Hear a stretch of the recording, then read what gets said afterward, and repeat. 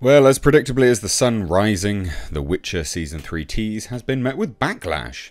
And I say that because, of course, it was going to. Why I say that? Well, I mean, you literally caused the lead, the star, to leave. Reportedly, because you weren't respecting the law. And this is the main reason why a significant portion of viewers were even watching the show. You know, The Witcher, as large a fan base as it has of the books or the games, Henry Cavill has a massive fan base as well, and people are interested in what he chooses to do, and people were watching because of him. You then choose to, butcher the law so much so that you lose the lead. Well, you lose a significant portion of the fans, as well as the goodwill which came from them. And now, of course, The Witcher Season 3, the tease itself, has been met with significant backlash. So let's take a look. Obviously, this article notes how been fighting an uphill battle because of course, Henry Cavill leaving. And they've got Liam Hemsworth to... Liam Hemsworth, to replace him after the fact as well in Season 4, which is just going to be ridiculous.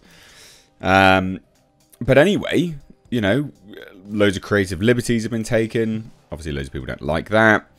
And then the new tease about Season 3 featuring never seen or read before content is not sitting well with many fans, and that's part of it. This, never seen or read before, but that was the crux of the issue. That was a large portion of the problem. Creating stuff, add additional things which weren't relevant or in the lore, they're just a complete sidestep of anything that had been established. People aren't interested in this stuff. People don't want this stuff. So here we have it. This is the tease via Screen Rant. This is from the producer anyway. It says, "We're in the throes of delivering the final couple of episodes for Season 3, and it's super cool." Anyone who uses those words? Probably best not to trust them. "I don't think it's anything that anyone's read or seen before in Witcher lore, so I think it's gonna be exciting." I mean, as exciting as sticking needles in your eyes, I'm sure. Yeah, I mean, no one wants this. I don't think it's... What do you mean you don't think? Surely you know. I don't think it's anything that anyone's read or seen before. That's literally the problem. That's been the issue. That's what people don't like. Too many liberties. We're working on some pretty tasty stuff for the next season. We're at the point where we're showing the creative team now, and they're being wowed by the stuff we're showing them. So that's cool. Ugh. A lot of use of word cool in this. And this individual, Graham. Seriously, come on now. We have a pretty short sequence with a nice creature, but we have a longer one with a big creature. Also, that's cool. Anyway, for obvious reasons, the quote itself, a lot of people are not very happy about that, as I've said. But later in the interview, Marshall referred to the source material, the books, as the guidebook, but not the Bible by any means. I mean, the fact that you literally say, but not the Bible by any means, it's a pretty big expletive there by saying, well, yeah, no, we're not going to be using it's not the Bible by any means, just a guidebook. The inflection part there matters, contextually. Utter nonsense. However, while Marshall notes that the source material can be tweaked, twisted and broken from, the creative team on the show is being very careful about keeping it true to the lore, true to the realm, and true to The Witcher. This closing statement is completely opposed to everything that you've said before. It's nothing that anyone's read or seen before. So there's that, it's a guidebook, but not the Bible. But yeah, we're being very careful to keep it true to the lore, true to the realm, and true to The Witcher. Which is it? Honestly, which is it? Like, you can't have two. One is the polar opposite to the other.